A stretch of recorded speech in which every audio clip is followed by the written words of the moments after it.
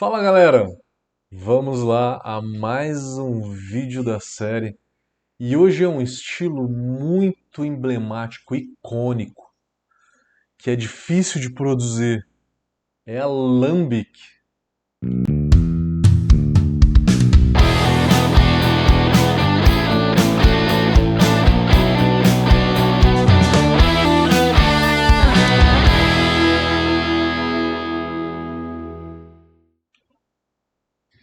Então, vamos saber um pouquinho mais sobre esse estilo que é bem difícil de produzir porque ele tem a sua particularidade, é uma fermentação espontânea. É uma cerveja difícil realmente de ser produzida, porque a primeira coisa que a gente tem a falar, né, a microbiota da região produtora da Lambic, da Gueuze, da Fruit Lambic, são todos estilos aí de fermentação espontânea, é Bruxelas. E Bruxelas tem uma microbiota, o que quer dizer? As bactérias que estão no ar, no clima, na água, nas frutas, né, em tudo, né? As bactérias que vivem ali naquela micro-região que é a região de Bruxelas, e ali tem uma parte meio que norte, um pouco sul ali de Bruxelas. Essas bactérias, se elas caem na cerveja de uma maneira espontânea, eu não induzo a fermentação. Então a gente tem fermentação induzida, onde que você pega a levedura e coloca na cerveja, que é 99% das cervejas que são feitas. E você tem a fermentação espontânea, que é largar o fermentador aberto, né, para que caia ali as bactérias do ar e elas fermentem a cerveja. Vamos entender como que isso é feito. Primeiro, a gente tem que falar o seguinte: existem estilos muito próximos ali, a Lambic, a Gueuze e a Fruit Lambic. São todas da mesma região, de uma maneira simplória. A Lambic, ela é a cerveja com Brettanomyces, fermentação espontânea, envelhecida, só que ela não tem blend. A Lambic não tem blend. A Lambic, mesma coisa, só que a Lambic blendada. Você pega uma velha, você pega uma jovem, você pega uma de uma idade mediana. Quando ela tem blend, ela se chama Gueuze. E essa Gueuze, quando eu adiciono uma fruta, geralmente é a cereja. Cereja, framboesa, pêssego, pera, abacaxi, qualquer uma delas. Geralmente é ou é o pêssego, ou é a cereja, ou é a framboesa. A mais usada é a cereja, que é o que a gente chama de crick. Quando é adicionada a fruta, a gente tem a Fruit Lambic. Vamos falar primeiro então da Lambic. A Lambic ela é aquela cerveja não blendada, tá? Como que é a carga de malte dela? Malte Pilsen, malte trigo, um trigo não maltado. Então ela é conhecida também como a cerveja de trigo selvagem, Wild Belgian Wheat Beer, cerveja de trigo belga selvagem. A gente tem a Witbier, que é a cerveja de trigo belga, com adição de semente de coentro e casca de laranja. E a gente tem a cerveja de trigo belga selvagem, que tem essa fermentação espontânea. Então, a origem dela, historicamente, ela é uma cerveja de trigo.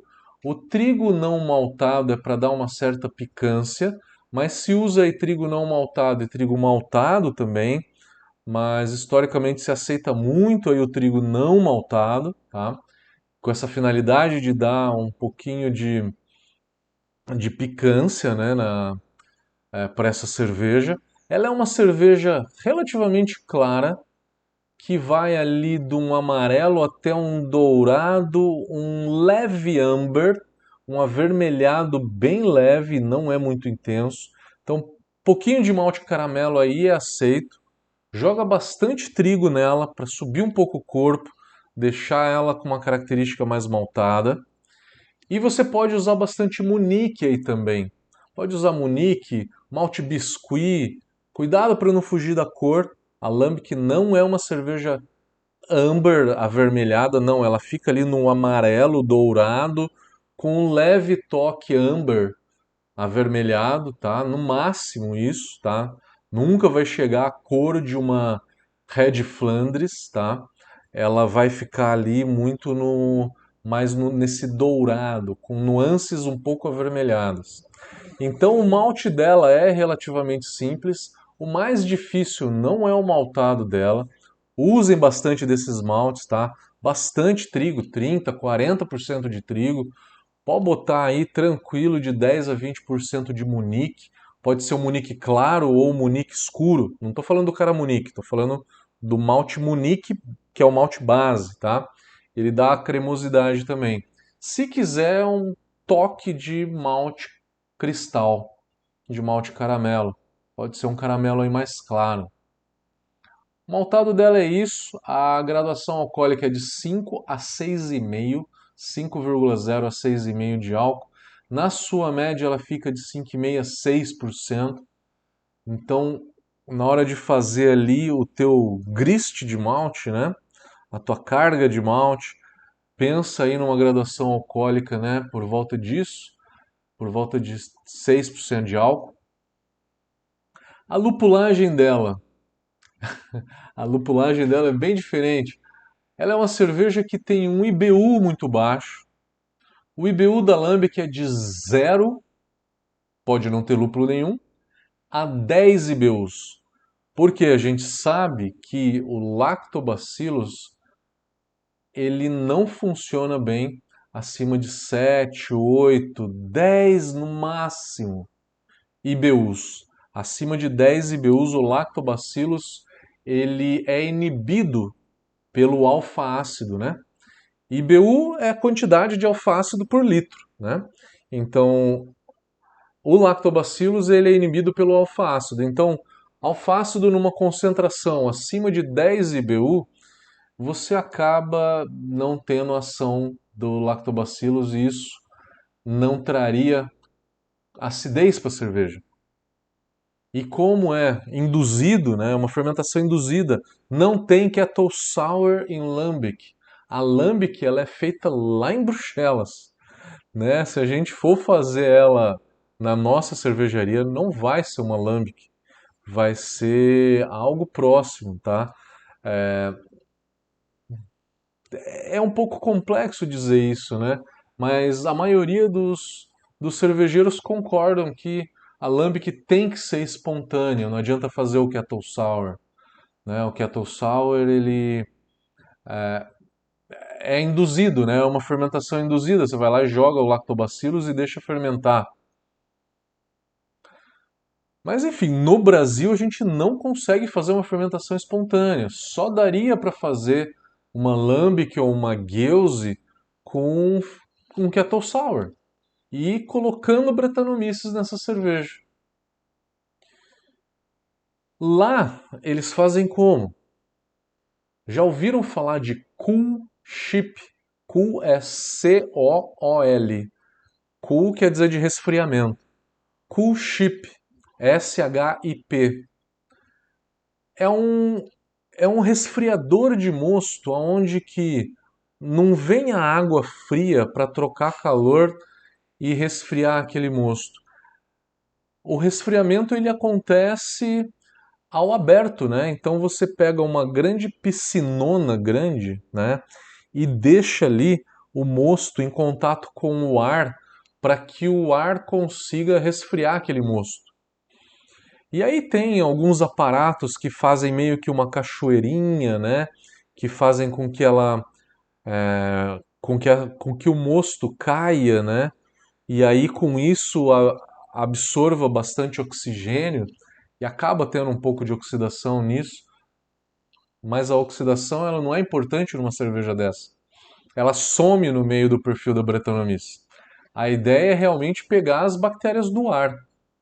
Se você já viu na internet alguma daquelas fotos de cervejaria que produz gueuse, lambic, você vai ver às vezes um telhado de madeira com uma teia de aranha no fundo, nesse telhado, e com uma janela aberta para a rua, né? E essa janela, ela entra ali todos os micro-organismos do ar para fazer essa cerveja.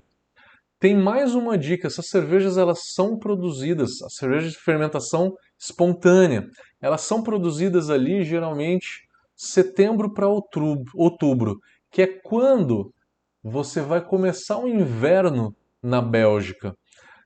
No verão, essa cerveja não funciona muito bem, porque você tem uma quantidade muito maior de micro-organismos. Seria ali meio que então no outono, quase chegando no inverno, lá para outubro, onde que você tem uma quantidade de micro-organismos menor no ar, e aí você vai conseguir esse resultado, que é o que a gente tem. O que que tem no ar? Tem lactobacilos, tem Brettanomyces, tem Pediococcus, tem um monte de coisa. Ela é realmente muito complexa, não é apenas a Brettanomyces que dá complexidade numa lambique, numa gueuse. Então você tem diversos outros micro-organismos que dão essa complexidade de fermentação nela. Muito difícil chegar nesse resultado. O que a gente consegue fazer aqui no Brasil, seja em casa ou seja na micro cervejaria, é fazer um kettle sour na tua sala de braçagem, na tua cozinha, né? Vai lá, faz um kettle sour com lactobacilos, joga o lacto lá, deixa acidificar de um dia para o outro. E aí você pode fazer uma primeira fermentação com levedura neutra, um S05, por exemplo, e aí jogar para a barrica e daí jogar Pediococcus e Brettanomyces, principalmente Brettanomyces. Na hora de jogar para a barrica, você tem que purgar muito o oxigênio, tá? Então esquece o que a gente falou de Red Flandres, tá? Na Red Flandres você precisa de um pouco de oxigênio para gerar o acético, mas numa lambic, numa fruit lambic e numa gueuse, você não quer aroma acético. Então você vai cuidar do oxigênio muito bem, vai retirar o oxigênio da barrica, do fermentador na fermentação primária. Se você jogar um S05, é a hora que eu quero o oxigênio, mas na hora que eu coloco a Brettanomyces, eu não quero oxigênio. Brettanomyces e o Lactobacillus, na produção de uma gueuse, de uma lambique, eu não quero o oxigênio em contato, porque eu não quero produzir acético. Um pouco de acético é aceito? Sim, em pequenas quantidades. Não deve ficar muito evidente.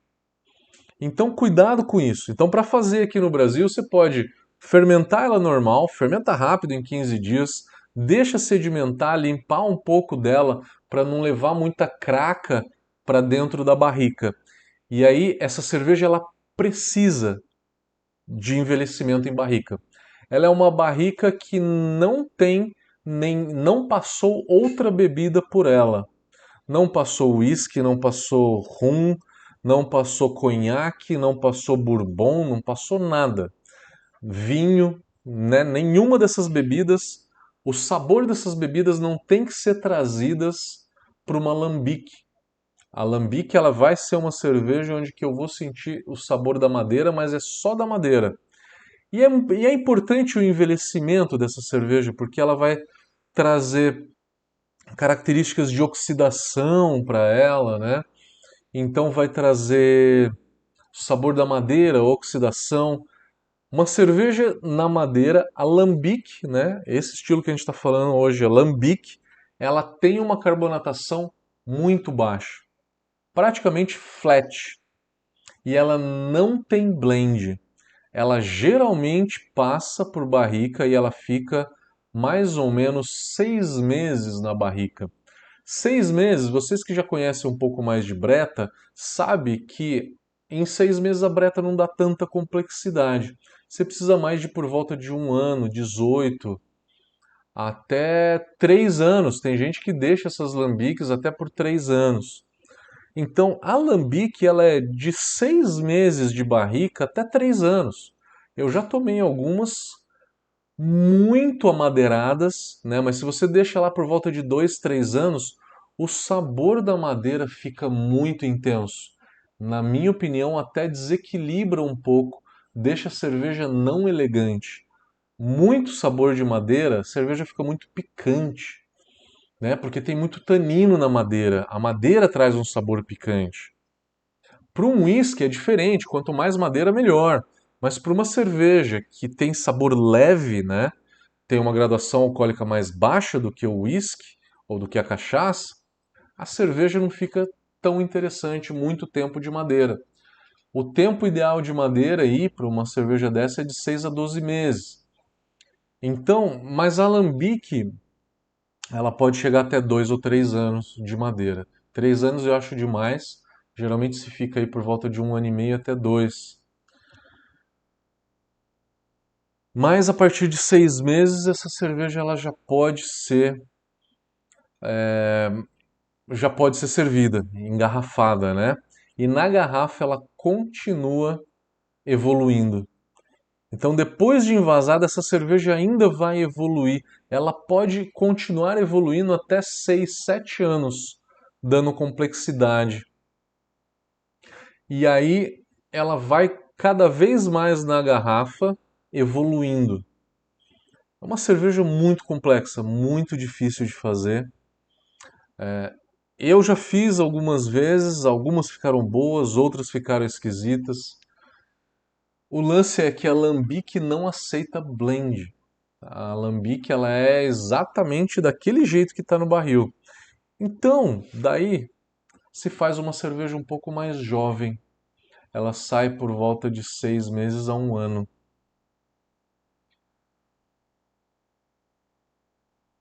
Também tem muitas pessoas perguntam por que do lúpulo velho num alambique?